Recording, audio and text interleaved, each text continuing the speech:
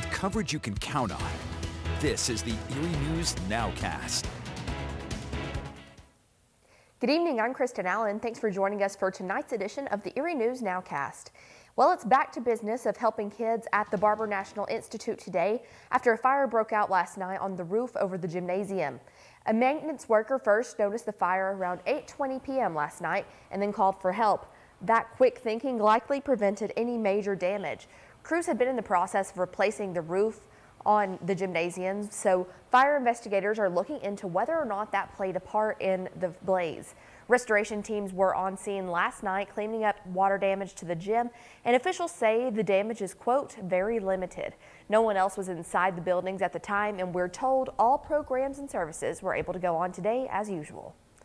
The maintenance staff that was here, we have one person on till about 10:30, and he noticed a smell that he kept investigating and saw the flame on the roof, was quick to call the fire department.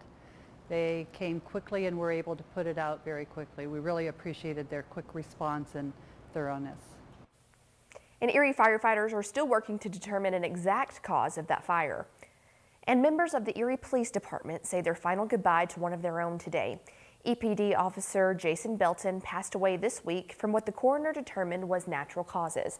He was only 47 years old and had been on the force for 18 years. His most recent assignment was what the department calls its Sierra unit. He was assigned to a downtown bicycle patrol. Now, coworkers say Officer Belton was a breath of fresh air to employees and owners of the downtown business district. His funeral service was held at 11 o'clock this morning. And People for the Ethical Treatment of Animals, better known as Peta, are offering a hefty reward in the case of 3 dogs killed in Greenfield Township. It's a $5,000 reward for information leading to a conviction after 3 dogs were found shot and left to drown in Northeast Eaton Reservoir last week. Investigators say it happened sometime between October 19th and 20th. Investigators also believe the dogs had been used for fighting. Tip calls can go to the Anna Shelter. And it's not every day an Olympian gold medalist is in our region, but today world record breaking swimmer Caleb Dressel is in Ashtabula County, and I got to speak with him. Caleb Dressel is a swimming superstar. He brought home 5 gold medals from the Tokyo Olympics this summer and broke world records in the 100-meter butterfly. As for what he's up to these days, Dressel is taking it easy for both his physical and mental health. He tells me he's gradually getting back into a swimming routine, but trying to be careful to not overdo it. Tonight he hosted a swim clinic for student swimmers and is hoping to give them guidance to help them achieve their dreams. I hope that's what my presence brings here, being on campus, inspires the kids can relate to me and know that I'm not this bigger than life idea just because I swam fast in a pool. Like everything I have said today I think is relatable to everyone on this campus, not just swimmers, you know. I don't want to be this big far-fetched idea. I want to be something that they can relate to and realize that this idea or whatever dreams they're chasing are not as far-fetched as they may think. Caleb Dressel, a very nice and a very humble guy. More from my conversation with him coming up tonight on Erie News Now at 11. And as winter approaches, a local nonprofit which provides meals to senior citizens and disabled adults is in need of help. Meals on Wheels delivers 36,000 meals every year and provides groceries to 1,000 seniors. Roughly 150 people rely on the program every day. Along with delivering food, volunteers provide another valuable service by checking on each client's well-being. But according to Meals on Wheels, many of the volunteers are snowbirds and they've begun moving south for the winter. So the organization is in need of a little extra help. A lot of new clients started during the pandemic and found out they like our services and are staying on with us.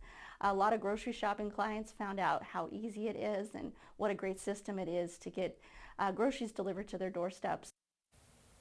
And in its 50 years of existence, Meals on Wheels Erie has never missed a day of delivery.